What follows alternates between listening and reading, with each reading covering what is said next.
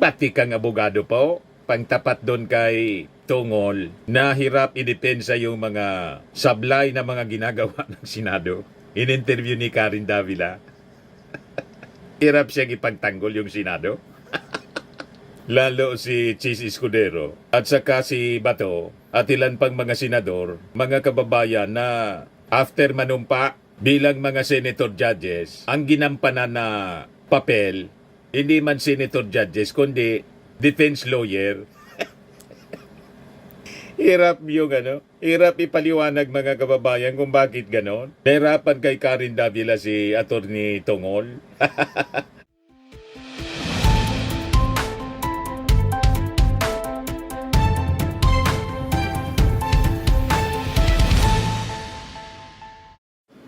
Hello po mga kababayan, si Dante Maravillas, Bicolano Vloggers, broadcast journalist po from Albay. Kumusta po kayo mga tugang, mga manoy, mga manay? O di pag-usapan natin itong mga battery of liars, liars. Lawyers. Sorry namali yung paka-pronounce ko. Lawyers.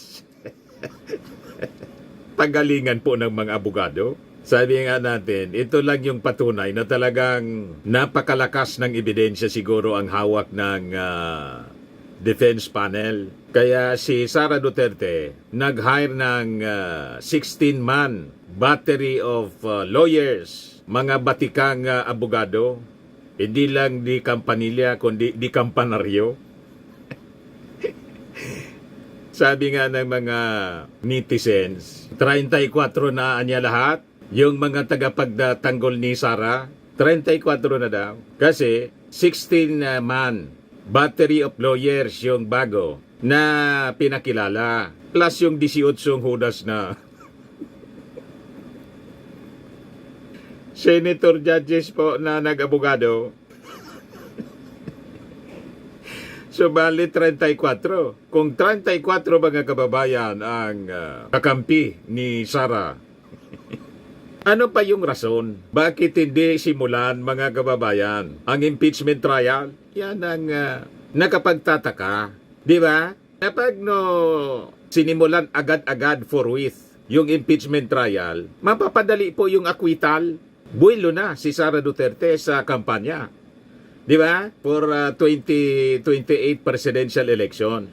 So yun ang hindi natin hindi maabot ng ating pag-iisip. Anong pumipigil dito sa mga senador? 18 silang kumampi kay Sara Duterte. Plus the 16 battery of lawyers. Sigurado na yung acquittal?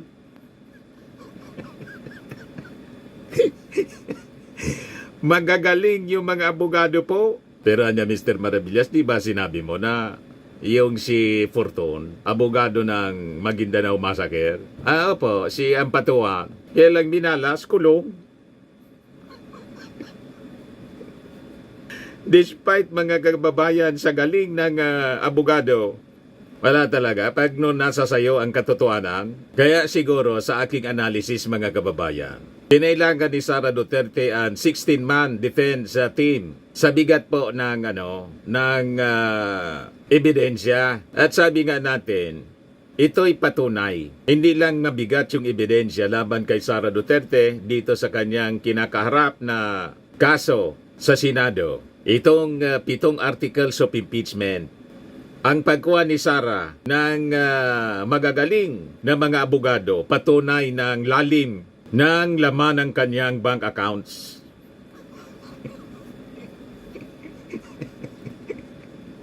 Di ba po, mga kababayan? Kasi langan man, pag mga battery of lawyers po, siguradong mahal po ang attorney's fee. Tama po ang ating mga analysis? So ito ipatunay. Yung prosecution panel mga kababayan, kumuha na rin ng spokesperson, pantapat sa Senado. Kasi yung Senado, may spokesman na din na kinuha, si Chis Escudero. Pinapakinggan ko sa interview po. Dinibati ni Karen Davila. Binanata ni Karen Davila mga kababayan ng mga hard questions. Hirap si Torni. Si Torni Tongol mga kababayan na ipaliwanag. yung delay mga kababayan sa pagsasagawa ng impeachment trial. Kasi lahat ng ginagawa ng mga senador, pinahirapan yung mga requirements. Halata na talagang dinidelay. Ngayon, tinapatan si Atty. Tongol ng Kongreso. Kumuha din, batikan po, matindi itong kinuhang spokesperson po, batikang abogado. Ano, nag-press con, mga kababayan. Sabi dito, impeachment prosecutor stop veteran litigator Antonio Bocoy as spokesperson pro bono. Walang bayad po, libre. Sabi ni Attorney Bocoy, ang tanungin ko magkano yung bayad. Ay, wala niyang bayad dito. Para kasi ito anya sa bayan. Hindi bayad ang, I am not after bayad anya, kundi serbisyo sa bayan. Pro bono. Ayan ba? Sabi dito sa balita, yung impeachment prosecution panel ng Congress, kinuha itong veteran litigation lawyer na si Antonio Audi Bocoy bilang tagapagsalita amid mounting issues surrounding the case against Sara Duterte. Itong si Bocoy would be taking on this role without payment ng kanyang serbisyo and is doing this for the sake of the country. Hindi niya bayad ang pagtanggap ko rito, kundi para kasi sa bayan. O di ba, mga kababayan? So sabi niya, ako po ay pinakiusapan kung maaring tumulong. Hindi ko na po kailangan ng bayad. Para ho sa bayan ito. Hindi ho bayad, bayan. Si Bocoy, Atty. Bocoy, mga kababayan, managing director siya ng Bocoy Poblador and associate with 40 years of litigation experience. Batikang abogado po, pangtapat doon kay Tongol, na hirap idepensa yung mga sablay na mga ginagawa ng Senado. In-interview ni Karen Davila.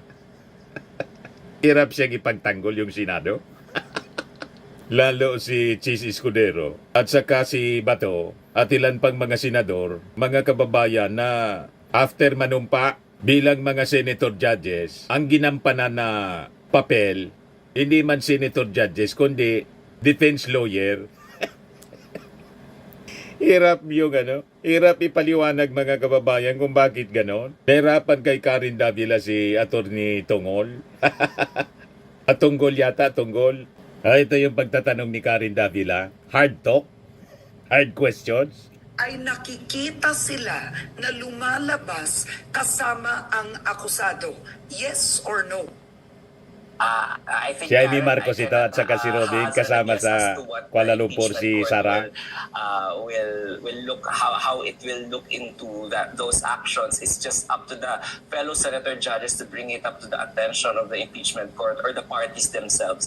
So alam mo naman, it's above my pay grade na magsabi po o maghinuha kung Hindi ano po nasagot, yung action ng nagdiretso. impeachment court on the matter. However, welcome po any party and of course alam naman ng mga senator judges yan to bring it up also once the impeachment court has convened or even before the convening of the impeachment court to file the necessary motions if they want. However, they also have to be mindful kung ano po yung magiging epekto ng inhibition at recusal. At isa na naman pong baka question na naman po yan on the legality. Kung kunwari po, isa pong senator judge ang mag-inhibit voluntarily or by a motion granted by the impeachment court itself, paano po yung numero ng 2/3 na bilang? Ano pong pagbibilangan na natin? Babawasan ba ng, kumari isa po ang mag-inhibit, magiging 22 na lang po ba? Doon ba kukumpitin ng 2/3 or doon po sa buo? So, another legal issue na naman po yun na pagtatalunan ng mga constitutionalists at mga legalist. Kaya po, sa ngayon po, hindi tayo makakapagsalita dyan because it will be up to the impeachment court in its wisdom as a collective body to be able to answer those kinds of issues. Okay. Yung mga bias, mga kababayan na senador tulad ni Bato, ni Robin Padilla at si Amy Marcos, lalo na po si Robin Padilla at si Amy Marcos, na kasama si Sara Duterte sa Kuala Lumpur. Yung senator judges, kasama yung akusado. Hirap ipaliwanag po ni Atty. Tongol. O ito, tungkol sa pagka-delay, mga kababayan ng trial. Unacceptable compliance. Who says that it's acceptable? Who said that? Well, Karen, Sabing acceptable yun. Nung February, tapos 6 na buwan na, ay nangyari ito. Sinong nagsabi nun? I think, Karen, it's still also the wisdom of the impeachment court. What is important is that the impeachment court has already been convened and that the process is Reasonable already daw rolling. yung delay ng So, Senado. As the presiding officer had said in his previous press conferences, the delay from February onwards is not an actual unreasonable delay because the impeachment court has already, or the presiding officer and the Senate has already been preparing for such for the convening of the impeachment Okay. court, and Alright. also there was a Di legal mapakali issue si as Karen to the, Davila? Hindi whether or not kumbinsido they sa can sagot? convene while the Senate is in recess. So in order to forestall any questions as to the actions of the impeachment court convening during the recess, I think the Ano na Senate lang tayo? acted just out Yeah. of prudence to just do it once it Oo. convenes. Attorney, magtagalog po tayo kasi mahalaga gusto ko na iintindihan tayo ng pangkaraniwang Pilipino.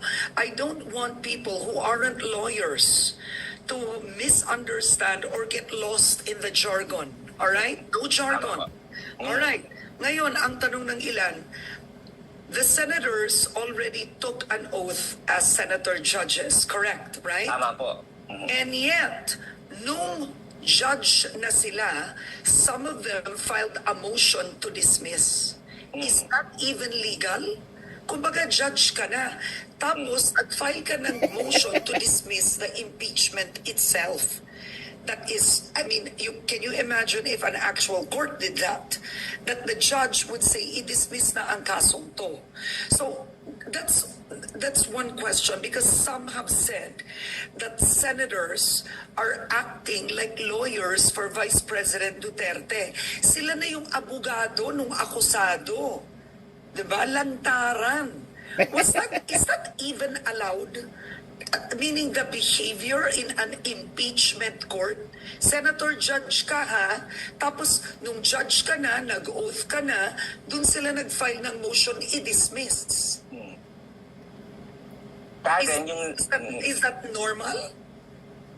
Karen, sa mga collegial judicial bodies katulad ng Korte Suprema o ng Court of Tax Appeals or Court of Appeals, usually po may isa pong mga hukom dyan na nagtumitingin at nagde-devil's advocate kung ito bang petition na to o complaint na to, na-comply niya ba yung mga requisitos, yung mga formal requisites para magbigay ng jurisdiction dun sa korte na yon. So may mga, hindi po lahat, pero may mga isa o dalawa po dyan sa mga justices na yan. Ginastify niya? Malabo? Yung stricto yung kanilang pagtingin pag may filing po sa kanila. So isa Pero po sa kanila paano mo pa mag-move po na maaasahan i-dismiss. Ano po? Paano mo pa maaasahan yun na boboto ng tama kung hindi pa nga nagsisimula, ang gusto na nila i-dismiss ang kaso. So sa mata ng pangkaraniwang Pilipino, ang dismissal at acquittal is similar in nature. Walang sala, walang kaso, di ba? Parang ganon. Ano pang maaasahan mo doon? Tama po yan. Kaya nga po ang impeachment proceeding po Umagri na lang ay siya. pinapanood nating lahat, naka-televised po siya para po yung ating mga kababayan ay makapagbigay po ng kanilang reaction, komento, negative o positibo man po yan. So that's why this is a political process. Kumpara po dun sa kaninang nabanggit ko mga ehemplo, yung po hindi natin makikita na ganun po yung deliberasyon. Hindi po kaming mga abogado o kahit na sino mang publiko ang pwedeng mag-criticize sa Supreme Court o sa action po ng mga other collegial judicial bodies. Pero dito po sa impeachment proceeding, because of the very nature of this being judicial at saka political process po, hinahayaan po yung ganong mga komento mula sa iba't ibang panig po. At hindi po Okay. usually nako-contempt yung mga tao just because it is criticizing the impeachment court. What is your take? So, madaling sabi, bala na tayo na publiko papanagutin ito mga bias na senator judges.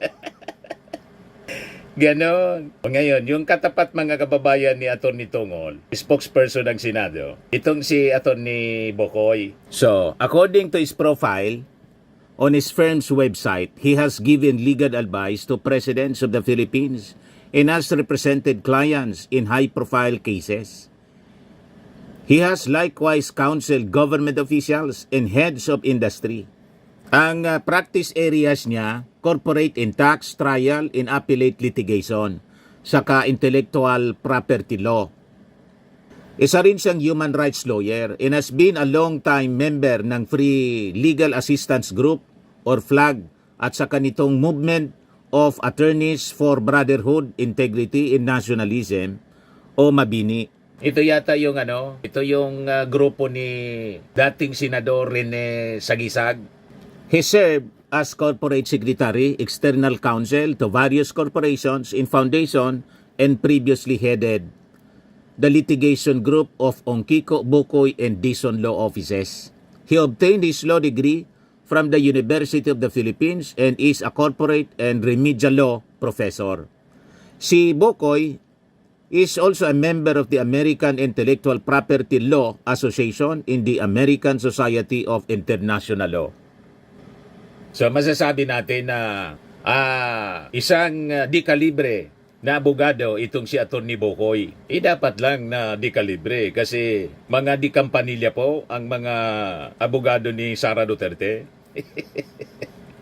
Ano ba? Dapat may pantapat din yung ating although hindi siya parte ng defense prosecution panel, tagapagsalita lang daw siya. Pero importante dito ang malalim at mahabang experience mga kababayan bilang isang abogado. Anyway, yung sa prosecution panel naman po, magagaling din na mga abogado ang 11 member ng prosecution team. Di ba po? O ngayon, pakinggan natin kung paano magsalita, sumagot sa mga katanungan ng media. Ito pong si Atty. Bukoy.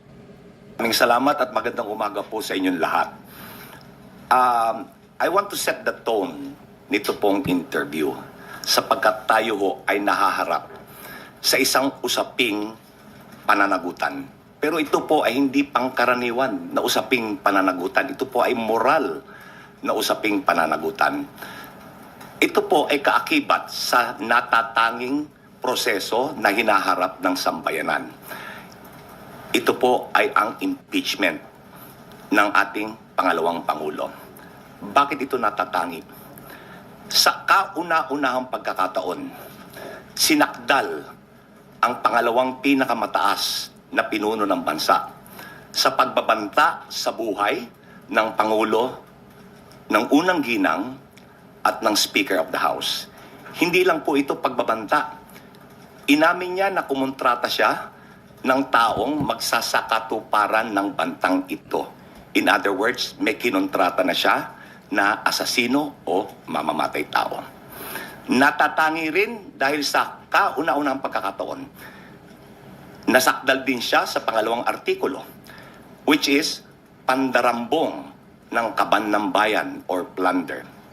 Natatangi because nasasakdal siya sa pangatlong artikulo, malbersasyon ng pananalapi ng bayan.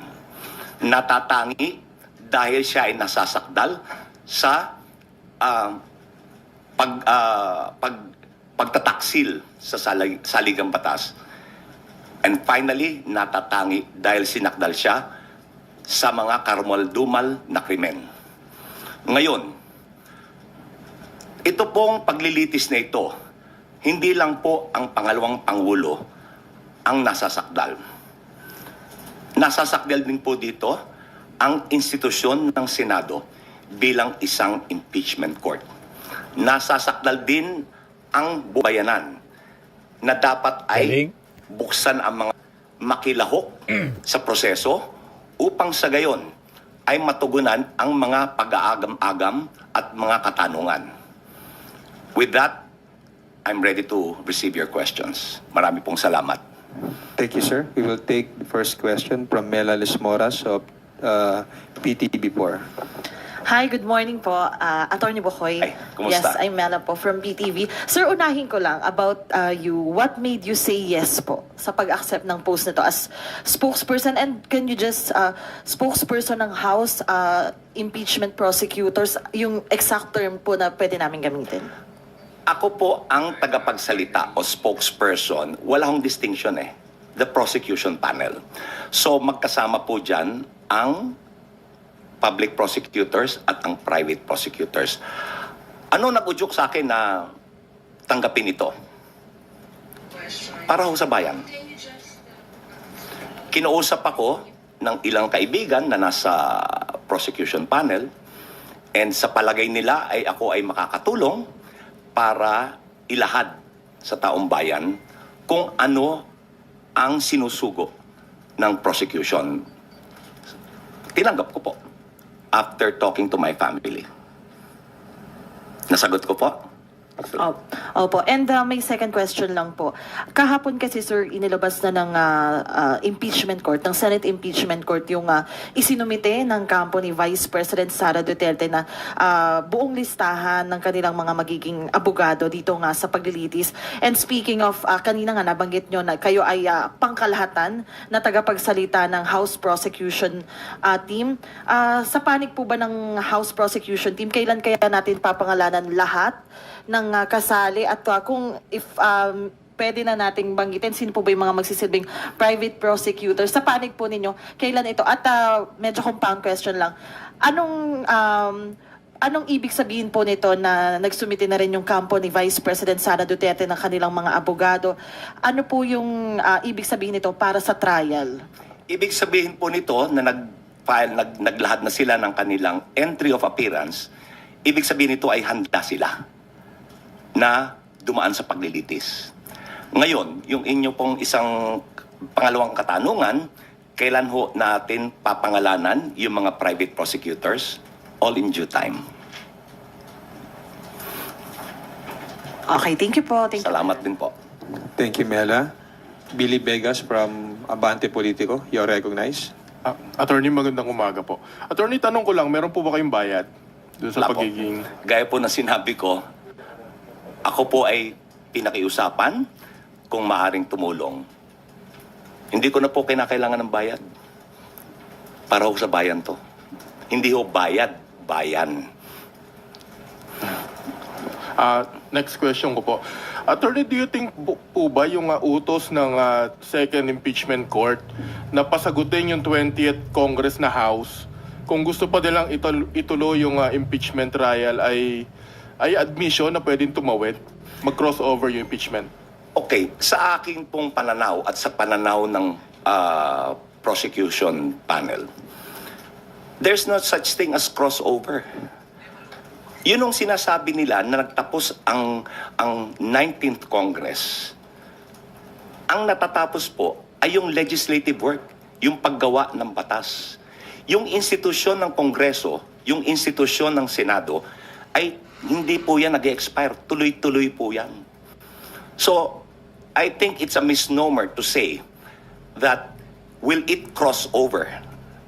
There's nothing in the Constitution that says crossover. In fact, sa ilang decided cases, gaya po nung Pimentel versus the Joint Committee, sinabi ng Supreme Court na ang napuputol, ang nagwawakas ay ang sesyon sa paggawa ng batas. Hindi yung institusyon na nagsusurvive, tuloy-tuloy. Nasagot ko po ba? Thank you. Isa pa po. Last. Hypothetical question lang po. What if i-dismiss po ng Senate impeachment court yung complaint, ay yung case nang hindi man na nag-hearing? Wala ho sa saligang batas yan. Yan ho ay betrayal. Yan ho ay hindi alinsunod sa ating saligang batas. Sapagkat, unang-una, I'm assuming ang inyong tinutukoy ay yung motion to dismiss na inilahad ni Senator Bato de la Rosa. Ang hukom po, hindi nagmo-motion. Ang nagmo-motion, yung mga partido. Yung mga grounds na binanggit ni Senator de la Rosa, yun din po yung grounds na iniakit nila sa Supreme Court eh. Kaya nakita ninyo mga kababayan, yung spokesperson ng Senado, si Atty. Tungol kanina sa interview ni Karen Davila, hirap ipaliwanag Kasi yung pagmotion ni Bato po, hindi man dapat ginawa. Hindi na nakapag-intay si Bato na ma-appoint yung 16 battery of lawyers. Siya na mismo, inuna na yung defense counsel nila. Kaya nga po, ang kwintada ng ating mga mamamayan, 16-man defense counsel ni Sara Duterte plus yung 18 senador, 34 na po ang kakampi. Pero hindi natin maintindihan bakit kailangan pa na i-delay ng Senado kung majority na, mga kababayan. Kakampi ni Sara, tama po? Dapat madali na po ang impeachment trial at presentasyon ng mga ebidensya. Anyway, magagaling yung mga abogado ni Sara. Hindi ba sila tiwala na ma-acquit si Sara? Marami siyang kakampi. Di ba po? Yan ang malaking palaisipan. Balikan natin si Attorney Bukay. So ang nangyari, si Senator De La Rosa Bukoy pala, Bukoy. umaaksyon na parang defense counsel. Correct. Ayon ho sa saligang batas, kapag nailatag ang articles of impeachment, dapat agad-agad mag-proceed sa trial. At dapat bigyan, iserve ng writ of summons ang impeached official para maglahad ng sagot or answer, not a motion to dismiss. Kung yung nasasakdal ay hindi pwedeng maglahad ng motion to dismiss, di lalo na siguro yung hukom. Di po ba? Dahil ang sinabi po ng saligang batas, ang kapangyarihan ay to try and decide the case. To try, ibig sabihin po, ay maglitis. Pangalawa, ang ginamit po ng saligang batas na lengguwahe, trial shall forthwith proceed. Trial. Napakalinaw na trial. Wala man sinabi doon na dismissal shall forthwith proceed. Yun ang ginawa ni Bato. Senator Judge pati siya, mga kababayan. Siya na yung nagmosyon. Talagang salto. Hindi ho sinabi ng saligang batas na ang kapangyarihan ay to hear and decide. Mas malapad po ang saklaw nung legal term na to hear. Ang legal term to hear means to ascertain whether or not the articles or ang reklamo is worth pursuing. In other words, may basihan ba yung sakdal? Hindi ho sinabi ng saligang batas to hear.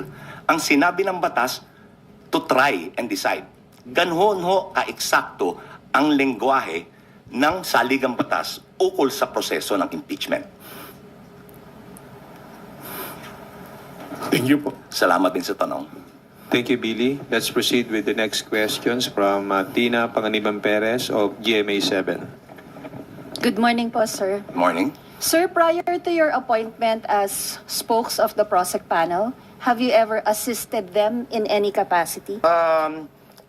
Meron na po akong ilang nasaluhan na meeting para ho malaman ko kung ano ang mensahe na ihahayag ko sa publiko. So, yes, nagkaroon na po ako ng partisipasyon. But not as a private prosecutor, sir. Hindi po ako private prosecutor. Opo. And meron po ba kayong update doon po sa binanggit ng prosecution panel na clarification na hihingin po nila sa Senate Impeachment Court about yung orders na ibinaba ng Senate Impeachment Court, pati po yung pag-remand sa articles? Within the next few days, ang prosecution panel ay magpa-file or maglalahad ng mga kaukulang pleading. Within the next few days, magkakaroon po ng paglalahad. Sir, clarification lang. That's a motion? Motion to what? It could be a motion or it could be a manifestation. Thank you po, sir. Either way, it is to clarify yun hong order. Thank you po. Thank you, Tina. Vivian Gulia from ABS-CBN2. Good morning, Attorney. morning. Opo. Can you confirm and may we know the reason? Base po sa reports ay the House of Representatives was furnished a copy of the notice of appearance ng pag-enter ng lawyers ni Vice President Sara Duterte ng kanilang entry of appearance, pero hindi po ito tendered, copy, refused to receive. Okay, liliwanagin ko po hindi ko ho alam pa kung ano yung dahilan. Subalit, ang bottom line dito, wala ho naman nasaktan, walang damage Because nung tinender nila yung service, nung entry of appearance, tender means you are constructively served. So, tanggapin o hindi, yun hong purpose was served. Because it was tendered. So, as if you received it. Pag tender po kasi, iniiwan yung yung dokumento. Kaya tender. Kaya naman tender kasi hindi nila in-acknowledge na tatanggap nila. But nonetheless, gaya na sinabi ko, no harm, no foul. Wala hong nasaktan dito, walang naagrabyado. And as of today, hindi pa po ba naisusumite ng House yung at least the compliance for the first requirement of the Senate Impeachment Court to submit a certification that the impeachment proceedings against VP Duterte here at the House of Representatives were compliant with the Constitution, and won't it derail the process po, the trial? Hindi po. Sa katotohanan, nung huling session day ng Kamara, nagpasaho ng resolusyon alinsunod sa kautusan ng impeachment court. Pero nais ko rin pong banggitin, ngayon hindi pa yan na isusumite, pero naipasa na po. Gaya ng nasabi ko kanina, in the next few days, magpa-file ho ng ng appropriate pleading ang House Prosecution Panel. Ngayon, ito pong ni-require, yung ni-require ho ng impeachment court na magsumite ng certification na hindi nilabag ng Kamara yung 1-year bar rule.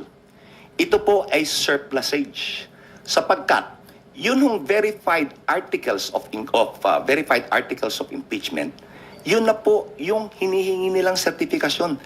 Gaya po nung ruling ni Juan Ponce Enrile nung impeachment trial ng ating dating punong hukom ni dating Chief Justice Renato Corona. Ang sinabi po na ruling nun ng presiding officer ng impeachment court na kapag nailahad na ang articles of impeachment sa impeachment court, there is now attached to it the presumption of legality and regularity. Hindi na dapat pinagtatalunan. Ngayon, that is a precedent sa impeachment court. Nagtataka lang ako, bakit hindi yun sinunod ng kasalukuyang impeachment court?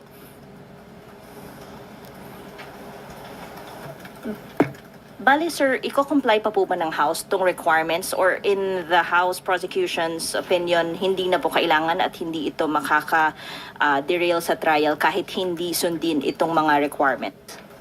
Ngayon, ito po, gaya ho nabanggit ko, ang prosecution panel ay magsusumite or maglalahad ng appropriate pleading. Ngayon, I assure the public that if the House prosecution panel will not be or not provide reason for any delay, hindi ho ang House prosecution panel ang magbibigay ng dahilan upang maantala ang trial ng impeachment. Malinaw yung mensahe ni Atty. Kasi po, ang talagang nag-antala ng impeachment trial, malinaw na malinaw po, yung Senado mismo, yung simple na mga bagay, kinomplikan nila, mga kababayan, nang isubmit i-transmit yung impeachment, articles of impeachment noong February 5. Biglang in-adjourn ni Chis Escudero sa motion ni Senator Villanueva. Kahit dalawa pa po, mga kababayan, yung session days sa session calendar days nila. February 7 pa dapat sila nag-adjourn. February 5, in-adjourn na. Pagkatapos, nag-schedule ng June 2. Tin-schedule na naman sa June 11. Pagkatapos, yung pagsumpa na lang ng mga judges, ginawang tingi-tingi pa. Una muna na nag-take out si Chis Escudero. Sunod yung the following day, yung mga senator judges. Then, sunod na araw, last day ng session, imbes na basahin yung articles of impeachment, ipabasa, ibinalik, ni-remand, return to sender. Yan mismo yung sinasabi ni Coco Pimentel, nagpapreso nga din si Coco Pimentel, pakinggan muna natin. Talagang dinilay mga kababayan. Pinahirapan ng Senado. Ano ba, magkaka-deadlock, di uusad, ano pong pwedeng mangyari kaya? Yun na nga. Yun na nga. That's my point na it should have been a straightforward procedure na lang. In the first place, merong ang presumption of regularity. Number 2, ang initiation, sabi ng Constitution, ang initiation ng impeachment, duty and responsibility ng House. Ang trial and decision-making sa impeachment, duty and obligation na responsibility ng Senado. Nag-file na nga ang House. Bakit pa namin sinasabing, certify nyo nga na i-certify nyo nga na hindi unconstitutional yung ginawa nyo. Siyempre, nung kumilos ang House, siyempre sa mata ng House, hindi naman unconstitutional yung ginagawa nila. Wala namang Senate or House pag nagpapasa kami ng batas dito, although later declared unconstitutional by the Supreme Court. Nangyayari na yan. Not only today, but decades ago, nangyayari na yan. Hindi po consciously pinapasa ng Kongreso yan na we will consciously pass an unconstitutional law. Sa mata namin, when we passed it, it was constitutional. Although, nung further study ng Supreme Court, declared unconstitutional. So, ganun din yun. When the House passed that verified complaint, which became the articles of impeachment, sa mata nila, for sure, hindi unconstitutional yung ginagawa nila. O ngayon, binalik na namin para sagutin kami na, siyempre, hindi unconstitutional sa mata namin when we made it. So, it really caused unnecessary delay. It introduced a maneuver, a detour na hindi na kailangan gawin. It introduced legal concepts na not so clear ang meaning. When number 1, we could have just assumed it, and then number 2, we could just have asked them simply without returning. Di ba? Malinaw mga kababayan, intention talaga. I-delay. Despite ng dami nila sa Senado, 18. Plus ito, mga dikampanaryo na mga abogado, 16 po. Bali 34. Wala nang rason, i-delay. Trial shall forthwith proceed na dapat. Di ba po, mga kababayan? Balikan natin si Attorney Bokoy. Okay. Sir, last na lang, doon sa private prosecutors, you said in due time. Kailan po itong due time? And can you provide us a background lang how they were selected and bakit sila po yung napili? Ang alam ko po, ang private prosecutors ay mga abogadong nagboluntaryo ng kanilang serbisyo. Yun po ang alam ko. Ako po ay sigurado na gaya ko, wala rin silang bayad. Dahil itong paglahok dito ay para sa bayan, hindi para sa bayad. Okay po? Okay, sir. Ano kaya yung defense lawyer po? Yung 16-man team, defense team, kung para sa bayan ba o para sa bayan? Parang nagpaparinig si nagpaparinig si Attorney Bokoy. Tingin niyo, mga Nag-volunteer din yon para i-defend yung katotohanan ng mga Duterte, ni Sara Duterte. Ano sa inyong palagay, mga kababayan? Thank you, Ren. Thank you. Thank you, BBN. Elson Kismorio from Manila Bulletin. Hello, Attorney. Good morning. Hello. If we may talk about SP Chis Escudero for a minute. Apparently, former Chief Justice Renato Puno is saying na SP Escudero may have exercised grave abuse of discretion. Basahin ko po, sir, yung exchange dun sa interview kung Sige. saan sinabi ni ex-Chief Justice. So yun bang ginagawa ngayon ng Senate President? Pasok ba sa grave abuse of discretion? And then Puno said, yan naman po ang pag-aaral, hindi lamang ng PhilConsa. Yan din po ang sinasabi ng mga academicians, mga deans ng colleges of law, mga professors ng constitutional law, at mga iba't ibang commentaries na naririnig natin sa mga nakakaintindi at nakakaalam sa saligang batas. Your take po on this statement? Ako po ay sumasang-ayon sa sinabi ni Chief Justice Renato Puno. Sapagkat ang mga naging actuation and ruling ni Senate President Chis Escudero as the presiding officer of the impeachment court ay wala ho sa saligang batas yan. Kagaya po ng pag-remand. Hindi po ang pag-remand Basag si ibig Chis sabihin, Escudero. lower court should reconsider. Gaya po na nabanggit ko kanina, wala hong salitang remand sa impeachment. Hindi ho angkop ang remand sa impeachment.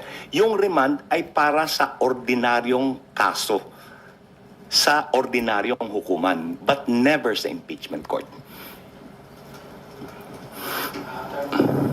As a follow-up, Attorney, I think SP Escudero is somewhat dismissive of PhilConsa just because the President is Speaker Romualdez. Tama. Your take po. I agree. Is that fair? Is that fair? That's not fair. Because you judge the position based on the merit of what was said. Hindi yung personalidad. Kaya nyo ba? Pinuliti Si ka? Speaker, Si iba ho ang Martin posisyon Romualdez, niya, si Chis Escudero. iba ang Presidente, Chairman ng PhilConsa. Sa palagay nyo, si Speaker Romualdez ay kayang impluensyahan ang pag-iisip ni dating Chief Justice Puno? Correct. I don't think so. In much the same way that Chief Justice Puno will not and cannot influence the mindset of the Speaker of the House. Correct. So, my take is that the argument is based on the merit of the argument, not on the personality. Hindi po personality-based yan. Merit-based. Another one. Attorney, do you agree with SP Escudero's statement na parang the Senate impeachment court daw has no limit to what they can do, No? to what motion they can pursue? Hindi po. Meron pong limitasyon. Ang limitasyon ay ang ating saligang batas at ang kanilang sariling impeachment rules. Hindi Correct. po pwedeng porque you are sui generis, pwede mong gawin ang lahat ng gusto mo. Ang limitasyon po ay nasasaad sa ating saligang batas Correct. at sa kanilang sariling impeachment rules. Correct. In fact, kung yung impeachment rules po ay hindi alinsunod sa saligang batas, hindi rin po obra yun. So lalo na, yun sa kanyang statement na kaya niyang gawin, kaya nilang mag-order ng kahit na ano, mali po yun. Dapat alinsunod sa parameters na sinet ng saligang batas. Lumalabas po, above the law na yung Senado. No one is above the law nga.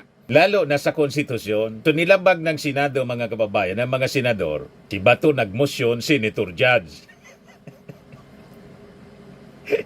Hindi lang yung saligang batas ang nilabag nila, pati yung kanilang sariling Senate rules. Binalahura po ng mga senador, pati yung mag-behave sila po. Saan ka nakakita? Akusado si Sara. Pagkatapos kasama niya ang senator judges na si Amy Marcos, pagkatapos si Robin Padilla, kasama sa Kuala Lumpur, Malaysia.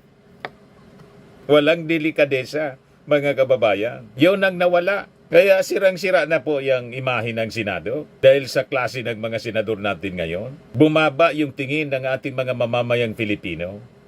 Kung inyong tutunghayan, nakahiwalay po yung Article 11 doon sa Article 6. Article 6 ho, tungkol sa trabaho ng paggawa ng batas. Yung Article 11 is for accountability. Very specific yung provision ng accountability. Very specific what the powers are. So hindi po pwedeng bardagulan to. Hindi pwede na kung Correct. anong gusto, yun ang gagawin. May limitasyon. Correct. Last na po, promise. Sige. May promise pa. Totoo yan, ha? You've already called out Senator De La Rosa kanina po, no, for being like partisan kasi nag-file na motion. Pero hindi lang naman po siya yung perceived na partisan doon sa Senate Impeachment Court. So are you worried about that? Ganito po, ano? We will give them the benefit of a doubt. Sapagkat, alam po naman nila yung batas eh. Alam nila kung anong ginagawa nila eh. Nanumpa sila that they will administer impartial justice. Ngayon, tignan po natin kung talagang tutuparin nila yung pinanumpaan nila to deliver impartial justice. The cold neutrality of an impartial judge. Tignan natin. Pero sabi ng isang abogado, si Atty. Rodel Taton, some leaders niya do not deserve the benefit of the doubt. Yan sabi dito, lawyer and law dean Rodel Taton said, there are public officials who don't deserve the benefit of the doubt. These are the leaders whose actions contradict their words or whose behavior and speech are rubbish. Yan kanyang post po sa X, walang benefit of the doubt na ibibigay sa mga leader na taliwas ang ginagawa sa sinasabi or kahit parehong basura ang ugali at salita. Huwag niyong isisi sa mamamayan, kayong may gawa niyan. Correct. Di ba po? Tama? O, ito yung pinakang matinding binitawang pananalita ni Atty. Bocoy. Ito po ang aking habilin. Sino ba ang takot na ilabas ang katotohanan? Sino po ang takot? E di yung may tinatago. Yung may itinatagong katiwalian, may itinatagong kamalian. Sa usaping patungkol sa proseso, walang higit na mahalaga kundi ang suyurin at hanapin ang katotohanan. The delay or suppression of the desire to know the truth becomes even more palpable. It becomes more compelling the longer that you delay or suppress the desire to know the truth. So, magmatsyag po tayo. Obserbahan natin yung proseso. Let's all get involved. Kasi po, gaya ng nasabi ko, we are all stakeholders sa prosesong to. Maraming salamat. Yan po ang matinding binitawang salita ng bagong spokesperson ng panel of prosecutors ng Kongreso. At itong ating programa mga kababayan, atid sa inyo nitong ating mga sponsors. Firmax Firming and Lifting Cream. Pinapay po sa mga pulses in affected area. Mainam po ito sa mga pains at paninigas ng mga kaso-kasuan. Ito sa mukha naman yung application, anti-aging, Automax po siya. Ito ay Glow 60 mga kababayan. Whitening po siya. Made in South Korea. Ito naman po, Ningxia Red Mix Fruit Drink. Gawa po siya sa goji berry. May anti-cancer properties po siya. At sa mga nagana po ng malinis and spacious fitness gym, pumunta lang po kayo sa aming Colossal Fitness Gym. May Grab car rental din po kami. At bills payment po sa aming office. At saka sa mga mahilig po sa mga imported bags, manood po kayo sa live selling ni Madam Aileen Rosales sa kanyang Aileen Closet po. Pati mga shoes, ito yung kanya po. Ito yung kanyang page. Kita ninyo, napakagandang mga online selling po siya. Si Madam Eileen Rosales. At cellphone number niya po 773-798-7816. Tapos ito naman po yung bago naming binibintang product. I am worldwide amazing pure organic barley po. Ayan. Product ng aking anak na architect entrepreneur na si Riz Maravillas. Ayan po. Yung ini-endorse ito ni Maritoni Fernandez na nakagaling sa kanya. Yan po ang mga health benefits ng barley. Boost immunity, improves digestion, enhance energy levels, packed with antioxidants siya, and prevent cancer. Ngayon, yung mga gusto mag-order po or mag-inquire, i-contact ninyo yung aking anak na si Riz Maravillas. Yan po. Message na lang po kayo sa kanya. Okay po mga kababayan, yung mga hindi pa pala nakasubscribe dito sa ating channel, Bullseye News on the Go, click subscribe po. Bye-bye po. God bless. Ito naman po yung bago naming product na binibenta online. Eye Glow Serum, whitening po siya. Tingnan ninyo yung epekto sa aking anak na architect before and now. Yung mga inquiries po ninyo, dumiretso na lang kayo sa kanyang Facebook account, Riz Maravillas.